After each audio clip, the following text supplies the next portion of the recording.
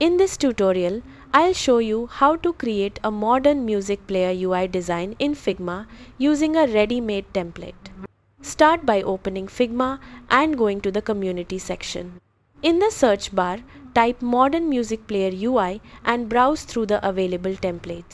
Choose a template that matches the style you're looking for and open it in Figma. Next, customize the design by updating the album artwork, song title, artist name, and playback controls.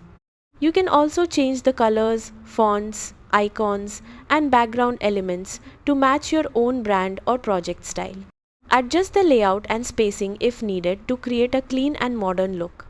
Add your own assets such as custom icons, logos, or images to personalize the design further.